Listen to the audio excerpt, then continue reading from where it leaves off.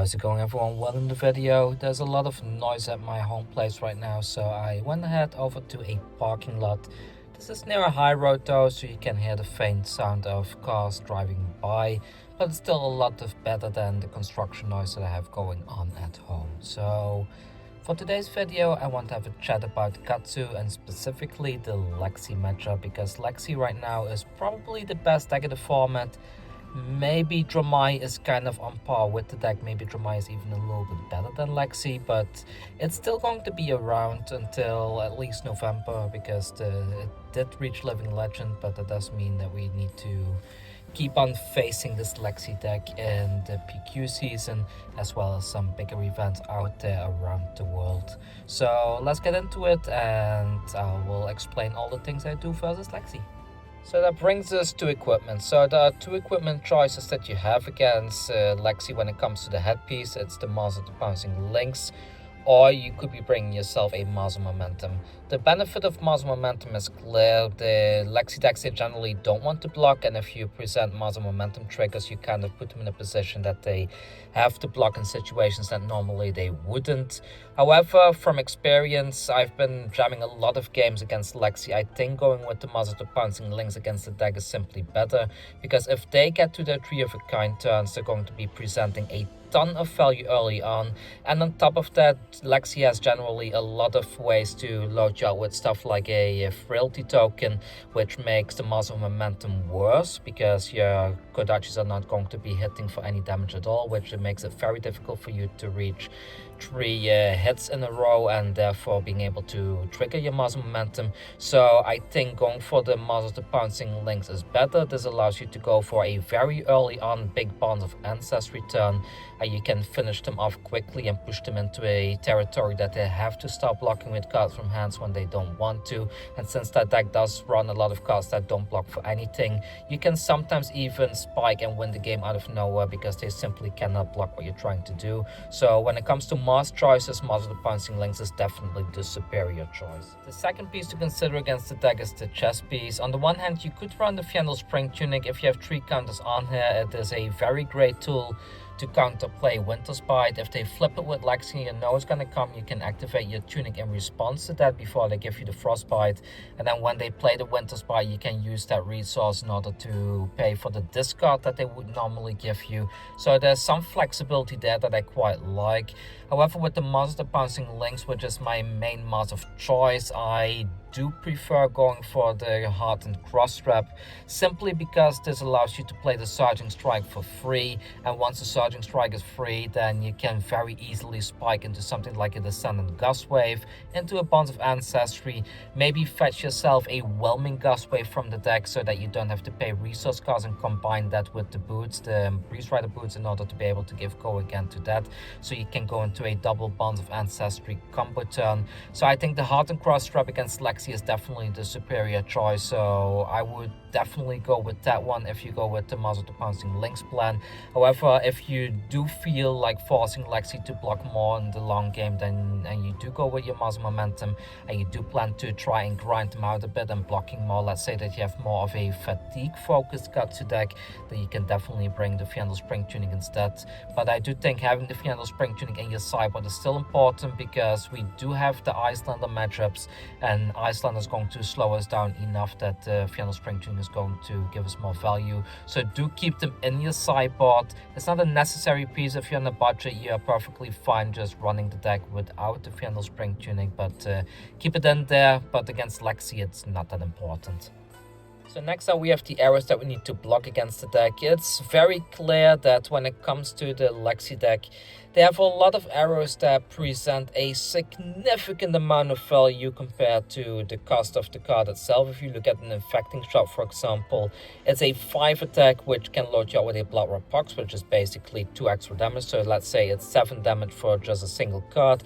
They have things like the Heat Seeker that can very easily spike them into another arrow at the end of their turn. So that one by itself is like 7 or 8 value, depending on how you want to count it. So Value-wise, the arrows are going to be quite spiky and quite valuable in general. So if they can shoot 3 arrows at you, usually they have 1 arrow that is only there dealing damage, like in the 4 to 5 damage range. So it's kind of tough against them. You can sometimes fatigue them by continuously blocking them.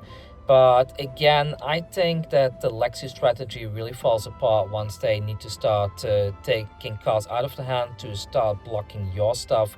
So again, the strategy here is don't give them too much time to get too much value after arrows, because eventually stuff is going to hit if they spike it with a rain razors or something like that, or even a lightning press, and you're going to get into a lot of feel bad situation anyways. So instead, just try to combo them early, try not to block too much, and just try to get all the value you can out of your Katsu deck as soon as possible, pushing them under the 20 life range so that they have to start blocking even if they don't want to. That's generally the best way to approach, and it gives you the highest chance of survival against a deck like that. There are of course arrows that you need to block that you cannot avoid blocking, and the one that I personally block whenever I can is the Endless Arrow, because once they get Endless Arrow back into the hand, they can continuously keep shooting it at you, which will generate a tremendous amount of value for them, which is something that you cannot really allow to happen. So generally speaking, when I do face the deck, Endless Arrow is something that I will try to block out no matter what. However, the other arrows, even infecting shots that generate a significant amount of value, I generally don't really block them. Then we also have things like the drill shot, so I try to block with my equipment in such a way that it doesn't really matter, because if they load up the monster bouncing links with a -1 counter, that doesn't matter to us because we're going to be breaking that thing anyway to fetch something from our deck. And our gloves and leg pieces, we can just block the drill shots early on, which does give us a little bit of an awkward position that we can't really find a proper breakpoint against stuff like a Endless Arrow instead. However, if they cannot get any value out of the drill shots, then you're generally in a good position against the deck as well. So just block the drill shots with your equipment if you have to, so that they cannot get any value out of it and you get the most value out of your equipment.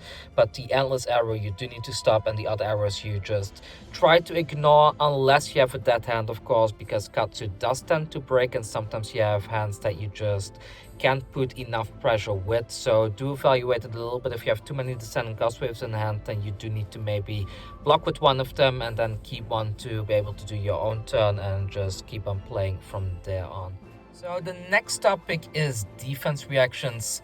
There is one problem with defense reactions, and that is frostbites, and because of that I generally don't like bringing defense reactions against Lexi anymore, but they do present a very nice breakpoint, especially the flick flag, because if you block with a breaking skills or a breeze rider boots and you put a flick flag on top of that, then you have a very nice 5 damage breakpoint, and then your next attack, which is probably going to be a combo card that you will be blocking with, is going to have yet again that 5 block value or even 4 block value on something like a descending gust wave. So this presents 2 very sweet breakpoints against the deck that stops them from getting value from an on-hit like infecting shot, barring that they don't have a rain razors in hand, of course. But if they do play something like a Tree of a Kind, you can kind of guess what they're going to be doing, so generally it's kind of okay. So I do quite like that.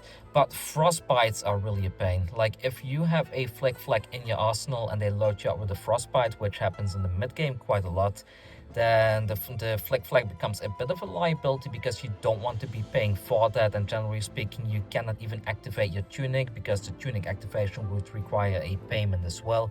So it just doesn't work, and therefore I don't really bring them anymore. I just bring the full aggro game plan. I put the fire on the heels from the very start, and I just try to rush them down as soon as possible, because the longer that game goes on, the higher the chance that I'm going to be losing that, because that deck just has way too much value and you cannot play fairly against them. So yeah, that's my thought in terms of defense reactions, but there's definitely something to be said to be bringing them anyway. But personally, I just don't anymore. Ever since I switched to the Pouncing Links plan, I just don't bother with defense reactions anymore, except of course, like I mentioned, if I am forced to go first.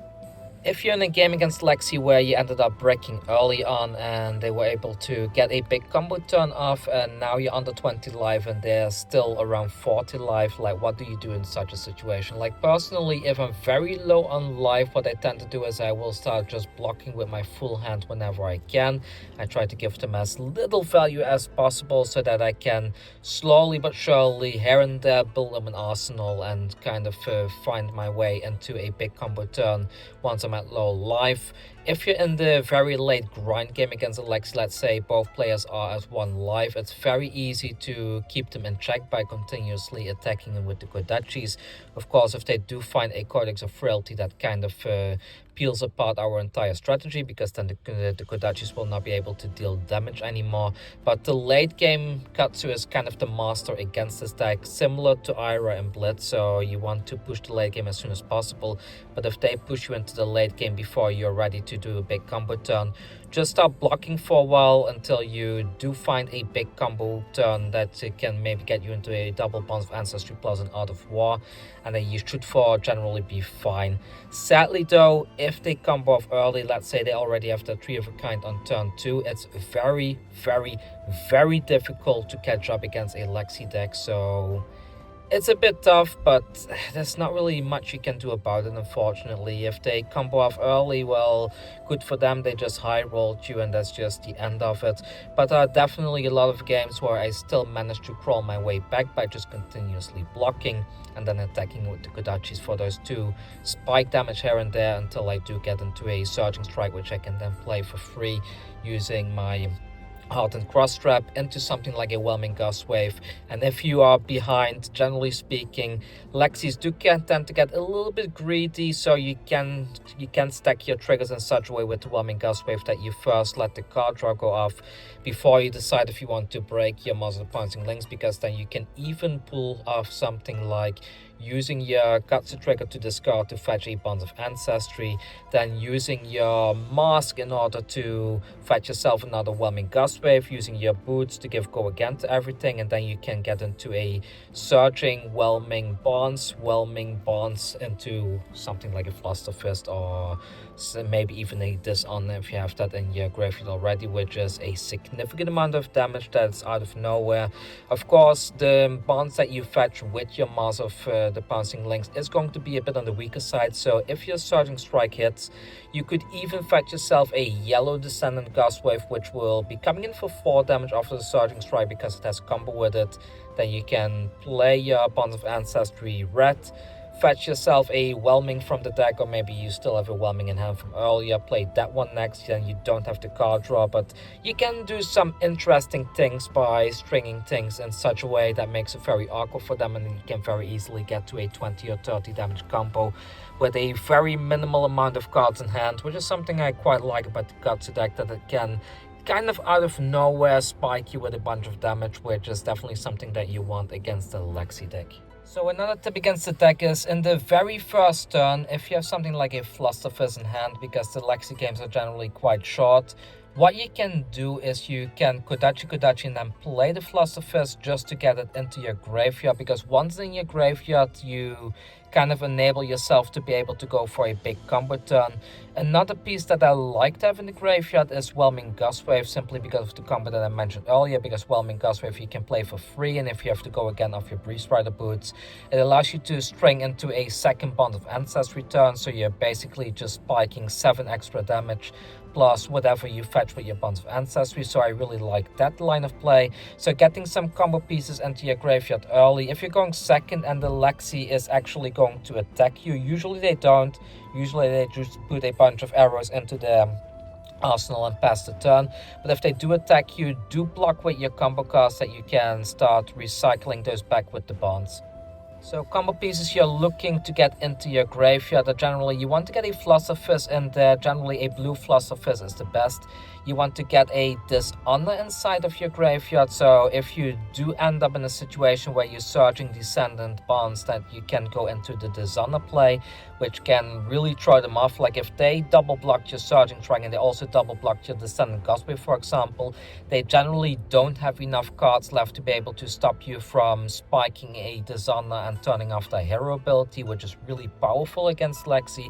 So do keep do try to get a Dishonor into your graveyard early on so that you can always fetch it on demand with the Bonds of Ancestry. You want to get 100 wins in your graveyard if possible, because 100 wins into Winds of Eternity is still a 7 damage combo, plus you get to recycle 100 wins back into the deck, which will allow you to maybe play it out again in the late game, which is quite nice. If you have multiple 100 wins, it's even better that you play 100 wins and 100 wins, and you have a 3 into 4 combo into a Winds of Eternity, which then allows you to recycle those 200 wins back into the deck, and then you have a very nice 11 damage combo without losing your 100 wins in the deck in general, which is quite nice. But you do need to be very careful with all the combo pieces, because we are banishing combo pieces quite a lot, and we do use a lot of combo pieces and get them into the graveyard. So you need to constantly be counting, mainly like how many red philosophers do I still have. So you count the ones in your banish zone, you count the ones in your graveyard, and whatever is left outside of 3 is still in your deck. Same with things like your 100 wins. Like, it's okay to get something like a yellow 100 wins into your banish zone, and then having 1 red 100 wins in your graveyard, then you still have 2 red ones in your deck, which can allow you to combo off quite nicely. When it comes to Bonds of Ancestry, I personally play 6. I play the 3 reds, the 2 yellows, and a blue. I don't always bring the blue, but generally speaking, I do have enough bonds to be able to do a double bonds combo turn twice, which is quite nice as well. So I think those are the most important pointers when you're playing against Katsu, against the Lexi deck. For all of you that are going to be participating in remaining pro quests, I do wish you the best of luck. Katsu is a great deck. It's not the best deck out there, but it can definitely hold its ground. If you love what I'm doing, please consider subscribing to the channel and liking the video and leaving a comment down below. If you really love what I'm doing and you want to have access to all my deck lists and stuff like that, you can always consider joining my Patreon. You can find me over at patreon.com/GooganaGaming. I do content full-time for the most part. I coach as well, so if you need coaching for Flesh and Blood, I do have some packages available for that too. And I want to thank you all for sticking around till the end of the video, and I hope to see you all soon with another Flesh and Blood video. Take care.